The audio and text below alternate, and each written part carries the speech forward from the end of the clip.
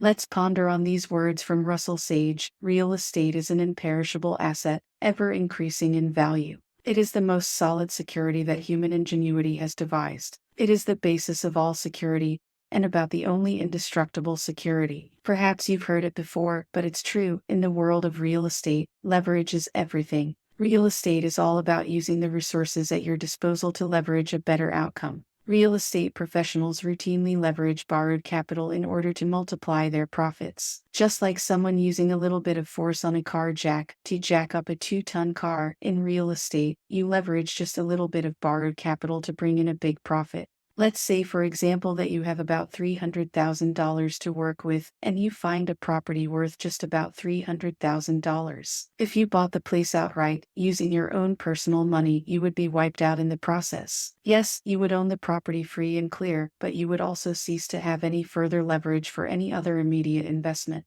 If, on the other hand, you were to use $150,000 in borrowed capital towards the purchase, you would only have to use half of your $300,000. This would then leave you a remaining $150,000 in reserve for additional investments. If this were the case, it would mean that you have just gained 50% leverage in this acquisition. Leverage that would be nice to have on hand to either purchase more property or to have cash for renovations on what you already own. Renovations are one of the best ways to increase the value of a property, leading to even more profit in the long run. As you can see, the return on your investment is much more dynamic if you use a little bit of financial leverage to get things moving. But having that said, not all properties are created equal. If you buy a property in an area facing a severe economic downturn, for example, even with the benefit of leverage, things may not turn out the way you want them to. Even if you acquired the property at a low price, if it rapidly depreciates upon buying it, you could find yourself in for a major loss. No matter how many renovations you make, if no one wants to live on the part of town that property is located in, it's going to be an uphill climb just to get a return on your investment. Falling prey to such a terrible outcome leaves an investor stuck with a property that no one wants, yet still having to foot the bill for taxes, upkeep, and miscellaneous fees. Being placed in such a situation not only provides zero leverage, you end up being over-leveraged as your finances buckle under the strain. So, what can you do to avoid such a fate? Here are some tips for getting the best leverage. Make the best of OPM. If you want to stay properly leveraged in real estate, then you are always going to want to make sure that you make the best of OPM. What's OPM? It's a cute little acronym for other people's money. Yes, if you can take out a loan for part of an investment, or otherwise induce a partner to help fund a project, these are both good uses of OPM. The key is to create as much leverage as possible through this OPM. Using other people's money to invest in real estate frees you up to use more of your own money for other things. Property investments, after all, often need extra cash on hand for upgrades, repairs, and just simple routine maintenance. The more OPM you use for the initial purchase, the more of your own cash you have on hand to make these things happen. Using OPM gives you leverage to do things you otherwise might not be able to do if you were entirely left on your own. In order to be what they call underleveraged in real estate, you need to be willing to use OPM as much as possible. This means strategically taking out loans from other investors so that you can make the most of your own resources. It's not uncommon for a real estate investor to have several mortgages out at once on multiple properties. It's all part of making the best of OPM. Playing hardball with hard money. Hard money is in reference to those who lend money by using the existing equity of a property as a hard asset. Hard money like this might be a good source of leverage if, for example, you need to do some renovations on a property. Instead of reaching into your own pocket, you could very well use the equity of a property to secure the finances that you need for the project's completion. Hard money lending is also a good option for investors with less than stellar credit, since credit is not as crucial when the loan is backed up by a hard asset such as property. The main downside with hard money is that it comes with a high interest rate. Hard money loans can carry a rate that's as much as 10 times higher than one that a more conventional lender would carry. After a while, this can really start to burn a hole in your wallet. One of the major upsides of hard money loans, however, is that it cuts through all the bureaucratic red tape of having to go through a bank. This means that you get your money much faster than you otherwise would. This is good news for those wishing to flip a house as soon as humanly possible. Using this kind of leverage will lead to a much faster flip.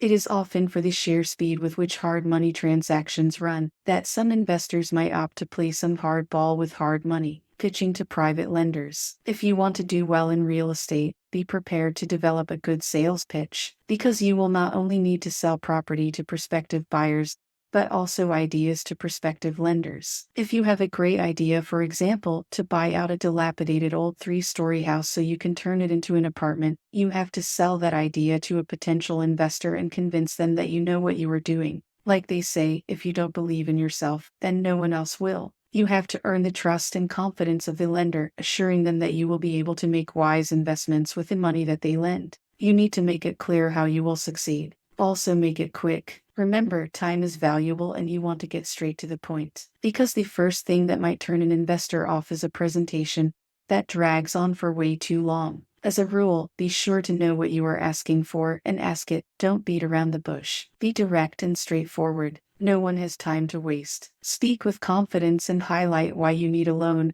and how you believe you will be able to take that money and turn a profit. The key word here is believe, because if you don't believe it, they won't either. You have to project confidence in your own success. Without going off subject, make room to mention your approach in achieving your stated objectives. What is it about you that will allow you to succeed? What kind of strategy do you have? These sorts of questions need to be answered. And again, they need to be answered in as direct and straightforward of a manner as possible, as you outline how you plan to use the lender's money. Now, along with what you plan to pitch to the lender, you should also be prepared for any questions that they might ask you. Obviously, you are not going to know exactly what they might ask in advance, but you can at least anticipate some of the more general questions that might come up.